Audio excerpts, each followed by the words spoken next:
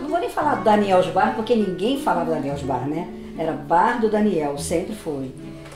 Essa diversidade muito grande, né, que tinha lá no bar, a gente encontrava pessoas de tudo quanto é tipo, né? Tinha os artistas, né, o pessoal do teatro, o pessoal da dança, de música. Tem muita gente que começou ali que hoje está tocando na noite, mais sério, ganha dinheiro até com isso. Obviamente não, né? A gente tocava ali no bar, que gostava do que fazia, né?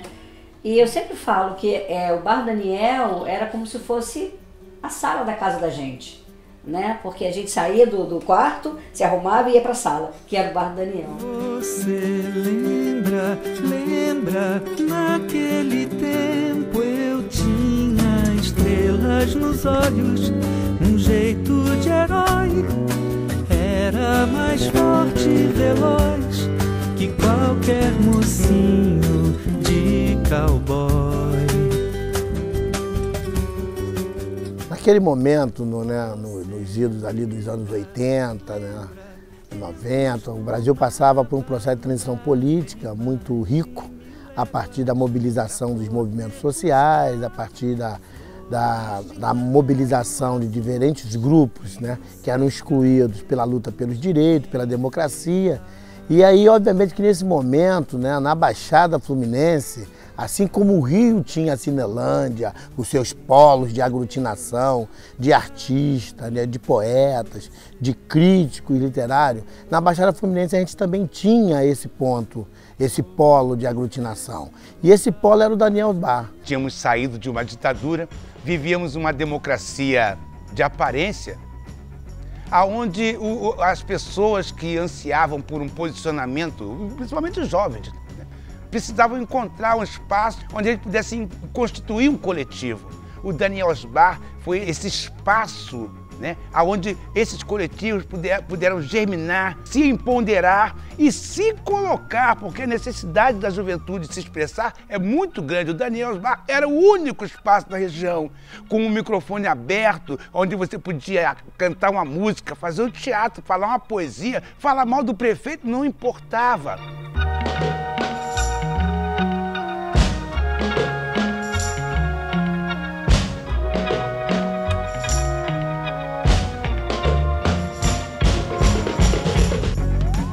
Como é que nesse lugar, nessa cidade, Nova Iguaçu, havia um espaço que era um espaço com uma vida cultural tão agitada, com uma intensidade, com uma frequência tão grande? O que acontecia no Bar do Daniel se confundia um pouco com aquilo que estava acontecendo no Brasil. O Brasil estava recuperando a vivência democrática, né?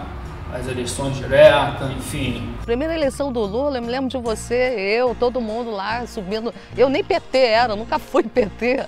Eu sempre votei em pessoas. Mas a gente lá com a bandeira do partido, dessa vez vai! Lula lá, brilha uma estrela, Lula lá, cresce a esperança, Lula lá, o Brasil criança, na alegria de se abraçar. Um barzinho que você ia tomar cerveja, comer uma pizza, mas que debatia as eleições presidenciais, né? Tinham eventos específicos para isso. Então, assim, essa agitação cultural e política era uma coisa fundamental que tinha no Bar do Daniel. A gente vivia um momento de se livrar dos escombros da ditadura, então o bar se confundia um pouco com isso, com esse momento novo que o Brasil vivia. Tinha muito dos anseios da época, aquele período de abertura, 89, tinha uma galera de militância muito forte. Era um momento político muito importante que se articulou com uma soma de produção cultural que o bar polarizou, multiplicou, formou muita gente na troca de experiências com essas gerações mais antigas que tinham mais produção. A gente sempre teve essa coisa na cidade, aqui na Baixada, de ficar pensando, será que depois da minha geração passar, será que depois de mim vem alguém e tal? E naquele momento eu vi que teria uma continuidade a questão da arte.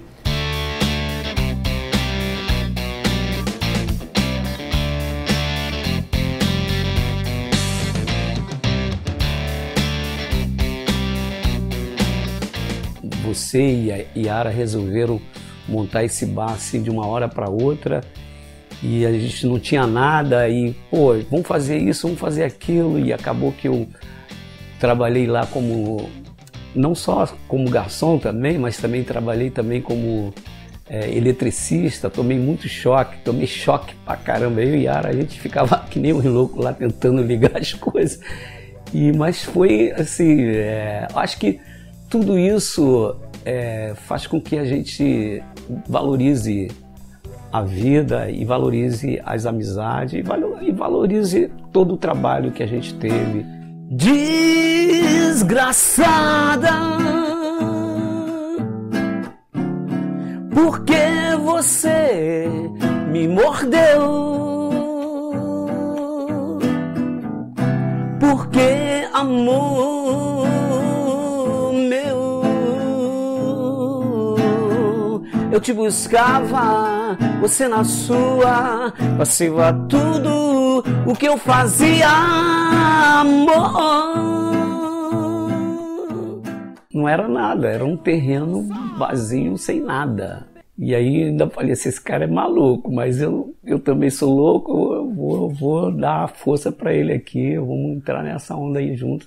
E aí acabou que começamos a construir, fui pedreiro também, fiz um muro que ficou todo torto, você lembra disso? Foi legal pra caramba, vocês riam pra caramba. Aí eu falei, não, isso é artístico, né? Bem artístico mesmo. Eu falei assim, isso é o Daniel Osbar, cara. Daniel Osbar é assim, é arte pura. Desgraçada. O diferencial do bar é porque era frequentado por artistas, né? E artista, eu considero artista uma pessoa diferente. É uma pessoa especial. Não é igual a todo mundo. A gente está falando de uma trajetória de cultura que foi uma convergência que aconteceu dentro de um espaço chamado Daniel Osbar. Bom, acho que o Daniel Osbar ele tem uma lógica de atuação um pouco diferente pelo que você espera que um bar convencional tenha, né? Até mesmo de outros bares culturais da época, assim, posteriores e anteriores, como o La Bionda, a Casa Velha, o Dívida Interna, porque eu acho que o Daniel Osbar ele tem uma coisa um pouco mais anárquica, né? Era uma salada cultural, velho. Era uma coisa maravilhosa, onde vários segmentos culturais, várias linguagens culturais, poxa, se juntavam e se transformavam numa só. Eu lembro que Elis Regina, numa entrevista, falou: eu divido até minha cama, mas meu palco não. Daniel dividiu o palco. E todos se apresentavam. Para a cidade eu acho que foi absolutamente fundamental. Eu acho que deu uma grande diferença. A cidade vinha de um período de paralisação na questão cultural e o Daniel Osbar fez esse movimento, né? Agregou gente, gente que já estava na pista, gente nova.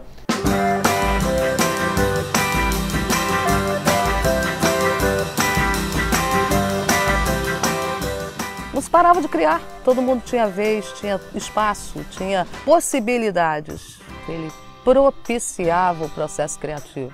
Era cantor, era músico, era poeta, era artista plástico, a gente via ali de tudo. Eram pessoas que chegavam lá com a sua arte própria para apresentar, tinha um espaço para isso, tinha público pronto para receber essa coisa inédita, essa coisa que estava nascendo do seu espírito, do seu coração, da sua alma, né? Na verdade, não era um bar qualquer, não era um bar comum apenas para ir lá tomar uma cerveja, aí fala com um amigo aqui ou outro, era muito mais do que isso. Era o poeta que gostava do cantor, que gostava do autor, que gostava do dramaturgo e se admiravam. Nova Iguaçu nunca teve um local onde as pessoas ficassem felizes ali por conta da arte e da cultura. O Daniel Osbar, cara, na ausência do Teatro Arcádia, todo mundo ia pro Daniel. Muita alegria, muita música, muita gente colorida.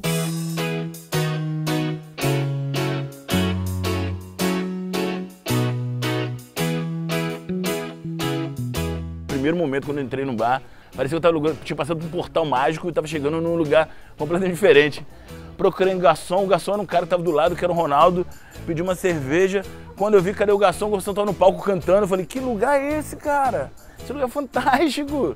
Eu entrei e me reconheci nesse lugar, me reconheci nas pessoas, me reconheci no garçom, me reconheci no cara que atendia no caixa, me reconheci em todo mundo, assim, era um pouco parte de tudo que eu pleiteava pra minha vida, mesmo que eu ainda não tivesse consciência disso, assim, sabe? Eu praticamente me conheci no bar. Eu não conheci o bar, eu me conheci no bar. Me transformei. No primeiro momento, para mim, eram pessoas completamente inusitadas, muito diferentes, um espaço completamente eclético. Até pessoas ligadas a religiosas, de vez em quando se desviavam quando viam e iam parar lá dentro. Mas você tinha policiais, tinha prostitutas, tinham transexuais, tinha profissionais liberais, médicos, advogados. Você imaginar, tinha frequentando o bar e todo mundo em comunhão.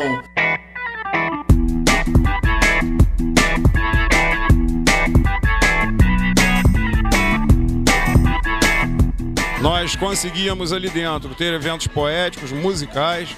Alguns artistas de nome tiveram lá fazendo seus shows. Lembro de Claudio Nucci tocando lá, Claudio Zoli. Agora, uma figura assim que pra mim foi assim que eu gostava muito, foi Sérgio Sampaio. Que eu lembro que estava para ele chegar e aquela expectativa dele chegar, e eu gostava muito de Sérgio Sampaio na época. Nossa, eu fiquei enlouquecida quando ele chegou, assim, foi fantástico, né? Você montou um show e chamou o Alzen, né, para coreografar o show e coreografar todas as suas músicas. E aquela época marcou muito. Dentro do bar se formaram alguns grupos, né, de teatro, de música. O grupo que eu participei foi o Grupo Agito Cultural. O Agito, né, participou também do festival de esquetes que o Bar Daniel fez. No festival que foi um pouco anterior, eu acabei montando um esquete do Cizinho, o Cálice, com o Ronaldo Paz, hoje é Paz, né, que teve vários nomes.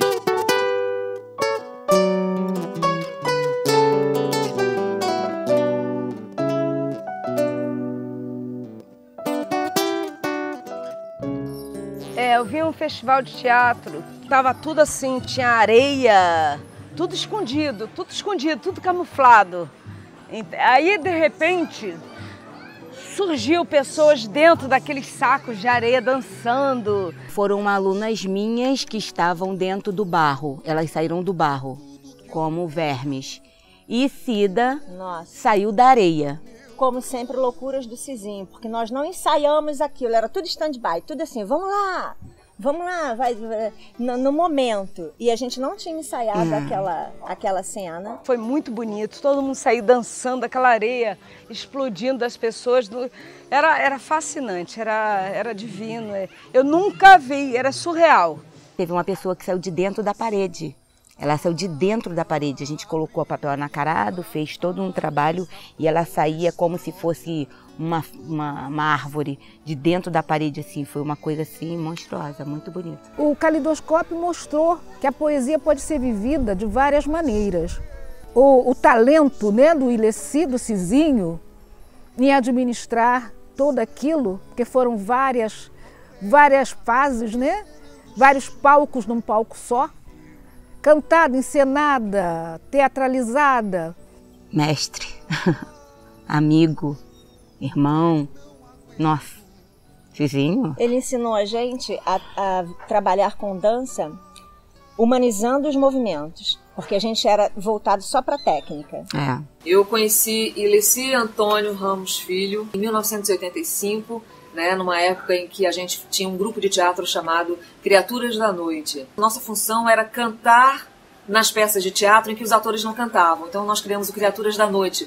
Éramos cantrizes, né? Eram uns 10 componentes mais ou menos, e nós conhecemos Cizinho e toda a sua obra maravilhosa. Talentosíssimo, criador de várias peças, de várias músicas, um homem além do seu tempo, que deixou a sua marca em todos e em tudo.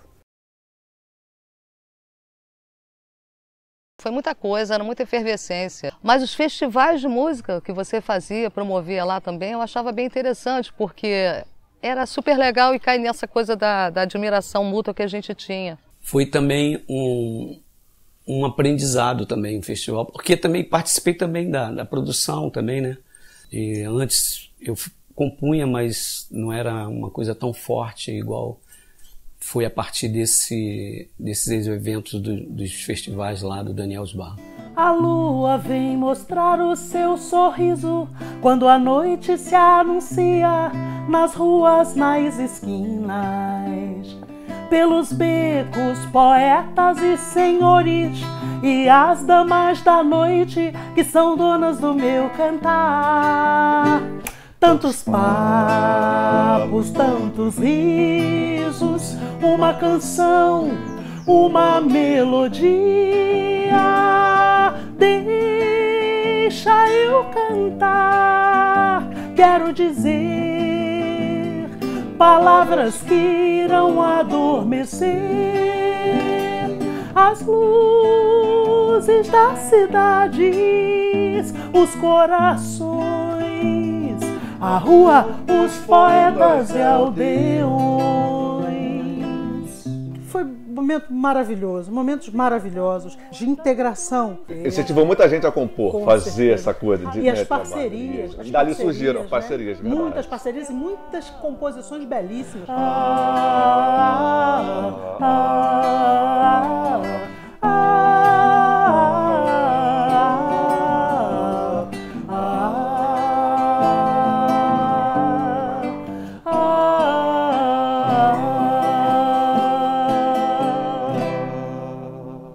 Nós da poesia tivemos um espaço para representar a linguagem, né, para representar a literatura iguaçuana, que de viés sempre foi muito negligenciada. Um dia eu acordo de manhã, vou trabalhar, quando eu passo no calçadão de Nova Sul, na Lubene, um poema. A giz na porta. O poema era: o trabalho enobrece o homem para o qual estamos trabalhando, assinado Moduan Matos.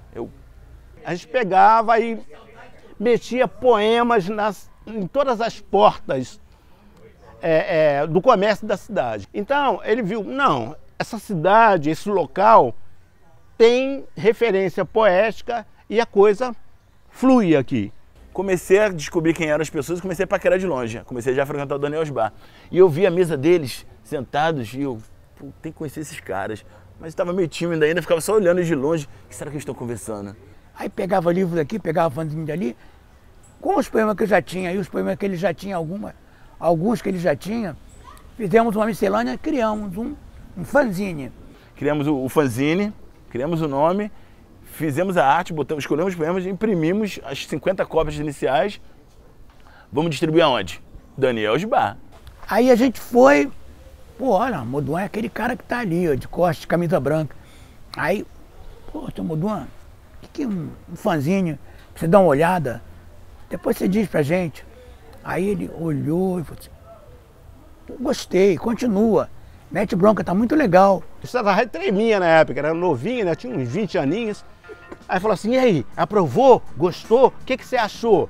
Eu falei, pô, maravilha, manda mais. Conheci César Raio, iniciando já com os primeiros jornaizinhos, fanzines do Desmaio Público. Tanto assim que eu saio já no fanzine, talvez no número 2 ou 3, logo no início. A pessoa do César Raio, no caso, começou a colocar, poxa, você escreve, vão me dar alguma coisa, vão colocar no fanzine, né? Foi então que eu comecei a reescrever, a começar a escrever a poesia.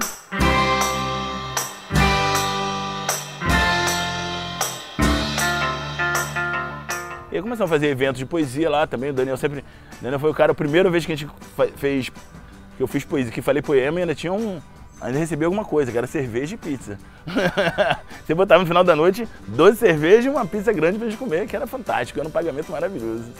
Eu antes nem me apresentava em palco, né, sempre muito tímida e tal, e dava meus poemas para outras pessoas falarem, né? Mas ali no Daniel Osbar eu cheguei a falar um poema ou outro, foi muito legal. Sempre escrevi poesia e quando eu cheguei ali e vi aquela galera, aquela efervescência de pessoas que falavam poesia, que falavam lado de teatro, de música, eu falei assim, cara, isso aqui é o meu point. É muito comum na vida você buscar seus iguais. E a literatura, ela promove muito isso. Teve um lance que eu não consigo esquecer, isso é uma coisa bacana que aconteceu na minha vida. Um poeta chamado Luiz Macalé, ele foi lá lançar um livro no seu bar. O nome do livro dele era Libertarde. Aí então, nesse dia do livro Libertarde, nós, poetas da cidade, íamos participar de todo o movimento de lançamento do livro Liberdade do Luiz Macalé. Mas acontece que o Dejaí estava proibido de entrar no bar. Então, cada um ia fazer um mise-en-scène, de um lado, de outro, um lance teatral. De repente, a gente falou, não, já que o Dejaí está proibido de entrar, não tem problema. Aí o Dejaí declamou do lado de fora, segurado nas grades, que nem uma aranha, que nem uma lagartixa. Ele lá segurado nas grades lá, declamando o poema dele. Trajeto. Lá na frente, como quem nada quer, pende um ataúde nas mãos de vários coveiros. Borrifam o esquife de poesia e como quem morre, soletro. Lá vem ele. Transcorro em 7 palmos os passos que ainda me restam. No final, estou carregado. Depois que se morre, tudo é possível. Cobrem-nos de terra nas áreas públicas. Ofertam-nos ruas nas vias do nunca mais. Invertem-se os ex das histórias e somos esquecidos nos bate-papos do dia a dia. Depois da morte, a última saída é a terra. Depois da terra, a última saída é a larva. Depois da larva, a última saída é o estrume. Depois do estrume, a última saída é a flor. O Daniel, para mim, foi o início de uma coisa que eu chamo de, poeticamente, trajeto. Fico agradecido de ainda estar aqui hoje, que por várias vezes eu criei até que no próprio Daniel fosse ser assassinado, devido às várias loucuras e nudismos que ali eu praticava, né? A nudez, para mim, sempre foi uma das formas mais rebeldes de expressão.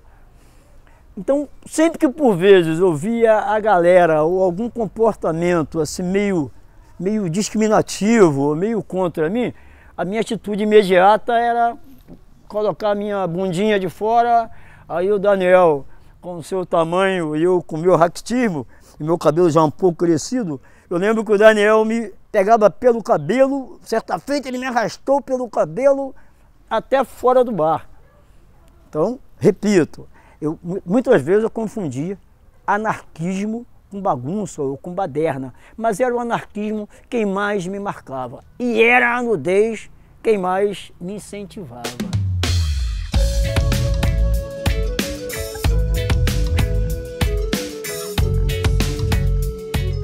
Naquela época também estava começando o movimento do reggae no Bar Daniel. E eu lembro, se eu não me engano, tinha um movimento que era Baixou Baixada Reggae. Reuniu várias bandas que tocavam aqui no Donana e que foi tocar nesse encontro. E aí Postura Africana, Baixa África, Belfort, Negro Tour, KMD5, o Blackout, né, que era o Nino Rap e o Ed MC. E que estavam lá endossando, fortalecendo, né, esse movimento. Chegou um momento que a gente foi para um mercado maior, para uma grande mídia, e ficou essa molecada aqui na base, sustentando esse movimento de underground.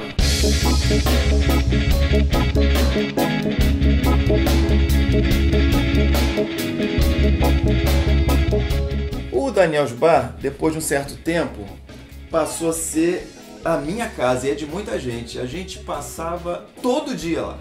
Quando eu falo todo dia, tem gente que pensa assim, de vez em quando, durante a semana. Não, era todo dia, de domingo a domingo, a gente marcava ponto lá, marcava ponto. Me lembro de voltar de viagem completamente arrasado, chegar em casa, não tinha água, eu fui buscar água, tomei banho, 00:30, estava eu chegando no Daniel's Bar para não perder aquele dia. Ali era uma praça que tinha vários bares. Mas não adiantava, a gente tinha que ir pro Bar Daniel. O convívio era o melhor possível, figuras inusitadas, alegria. Eu nunca vi o Bar do Daniel como, às vezes, concorrente nosso. Pelo contrário, só somava, só era amigos, nem concorrente, éramos amigos como somos até hoje.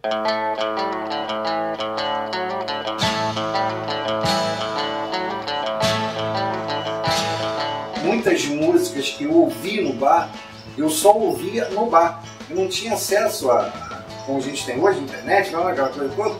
Ninguém tinha, na verdade.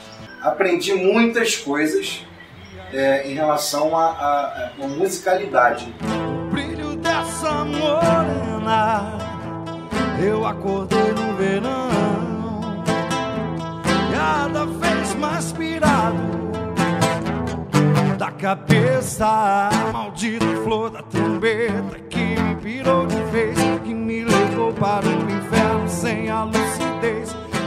A batata frita era fria, mas em compensação a cerveja era quente, então a gente se divertia do mesmo jeito, entendeu? Era muito bom. Olha, a cerveja era muito quente, era muito quente.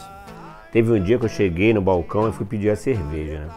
Aí vi a ex-mulher de Daniel, hoje em dia ex-mulher, né? Rapaz, como é que ela, a praticidade de gelar a cerveja. Ela pegava da caixa, botava no balde com gelo, sacudia e botava no balcão. Puf, puf. Eu falei, gente, essa cerveja que eu bebo lá. Ou eu tô doidão? A pizza, cara, a pizza chegava na mesa dura, fria, sem gosto.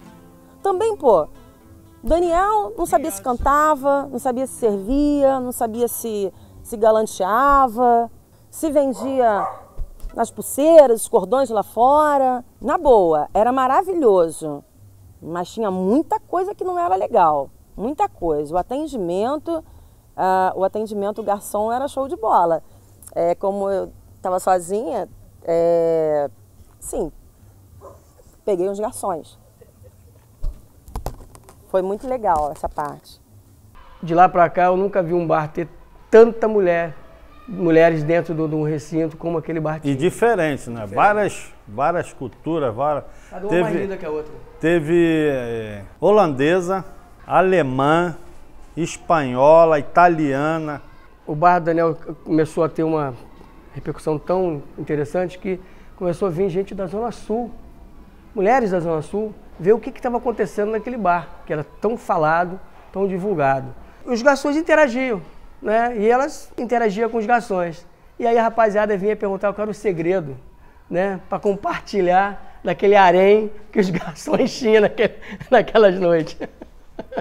Conheci o Bar Daniel a partir de um convite do Daniel. E só que eu não fui só funcionário do Bar Daniel, aí eu me envolvi completamente ali com toda aquela efervescência do Bar Daniel.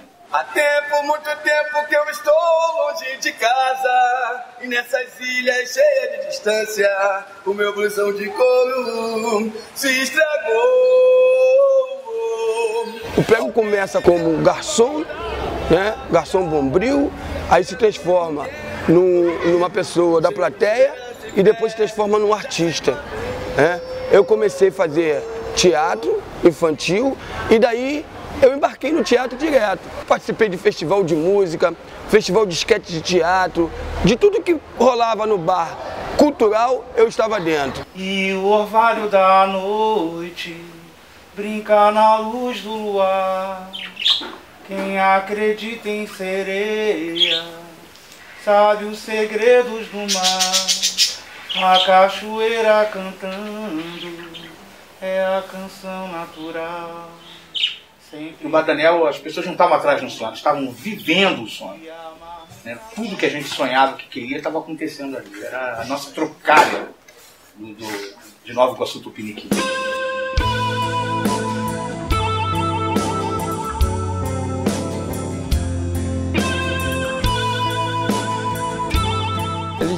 Eu já tinha encontrado um meio de ganhar uma grana através do meu quadrinho, apresentar o meu trabalho ficou conhecido. O primeiro lugar que eu trabalhei profissionalmente foi na Baixada Fluminense. Se não me engano, o segundo, logo a seguir, foi lá no teu bar. A troca, né, o se constituir enquanto ser humano e, no meu caso, também enquanto profissional, nessa troca intensa que a gente fazia lá, né, que rolava lá no teu bar, né, que era muito legal. E ali que eu aprendi a ser artista, ali eu aprendi a ser o cartunista, porque foi na mesma fase que onde eu fui parar no Pasquim, onde eu comecei a divulgar o meu trabalho. Então o bar me deixou assim uma porta aberta para ser o cartunista que eu sou hoje.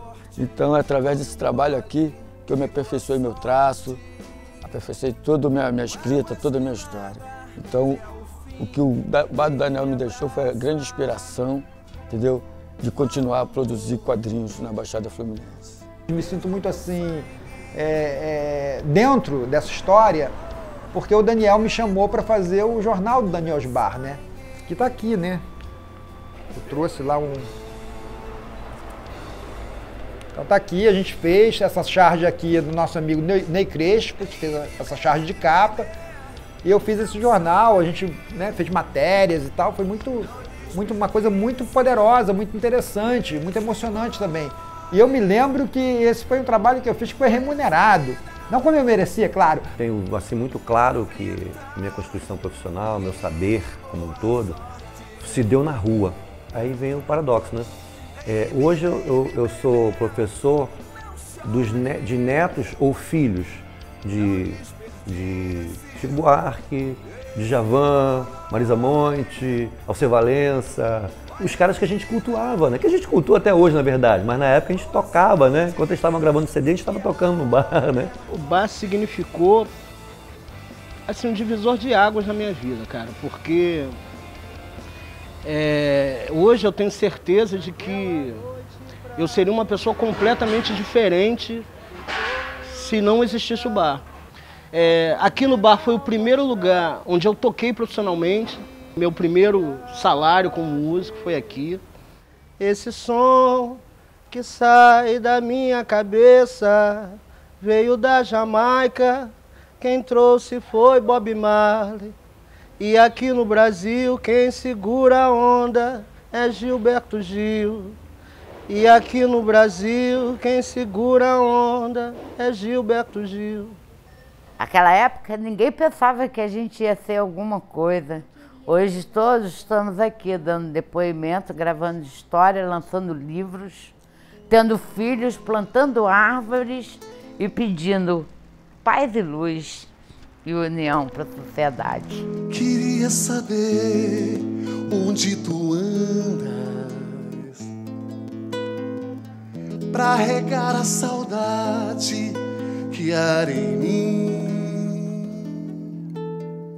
O bar formou vários casais na noite, muita gente se conheceu, se casou, se encontrou a partir dali. Ali eu conheci minha esposa, casei. Foi uma época muito boa, porque eu encontrava os amigos lá todo final de semana, era bem divertido, e também porque eu conheci o Vanderlei lá, então essa é a parte mais importante, né, da história para mim. No dia 6 de fevereiro de 1994. Ainda bem que essa pergunta foi para ela. A minha esposa Flávia eu conheci lá no bar, conheci assim. Flertamos no bar, fomos nos conhecer na Ilha Grande, lá no bar, lá ninguém era dono de ninguém, né, mano? Aquilo lá era uma festa, né, parceiro? E aí, muito tempo depois, né, começamos a namorar e tudo mais, e hoje eu tenho 2 filhos maravilhosos, que costumo dizer que meus filhos são filhos do Desmaio Público. E aí, sendo filho do Desmaio, de certa maneira, também são filhos do Daniel Bar. Eu sempre contei as peripécias do bar para os meus filhos. Eu sempre mostrei a eles a forma como era feito no bar. Então todos os meus filhos estão ligados àquilo que eu vi lá atrás, dentro do Daniel Bar, aquilo que o Daniel Bar me deixou. Hoje, a minha história de vida tem uma ligação, e a história de vida dos meus filhos tem uma ligação direta e indireta com o Daniel Bar.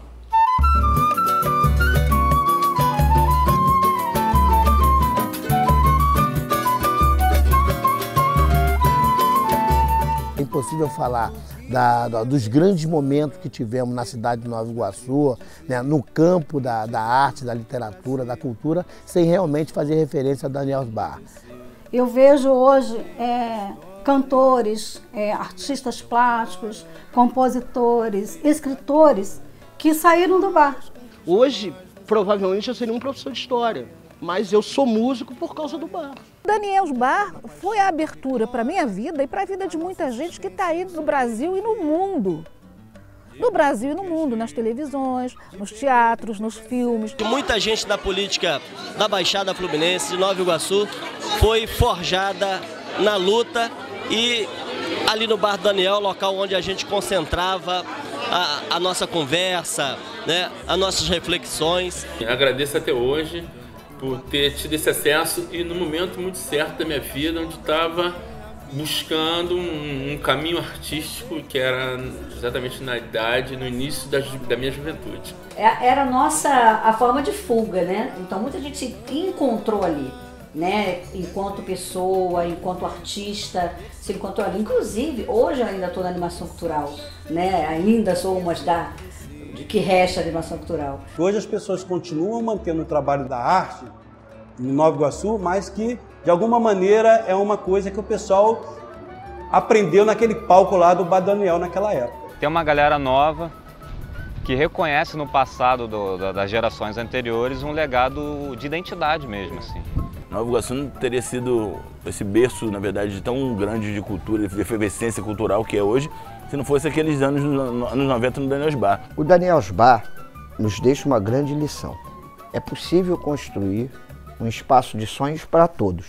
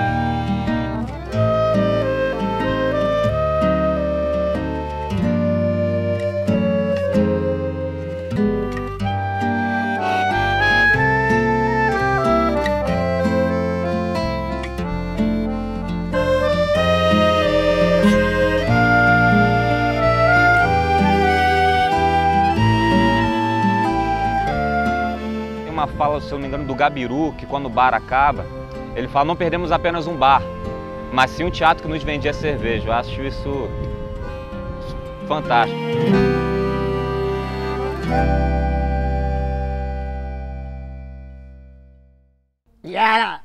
Yara não deixou eu entrar, porém agora não tem como. Yara, eu estou aqui, ó, eu estou dentro, está vendo? Eu estou dentro, Yara.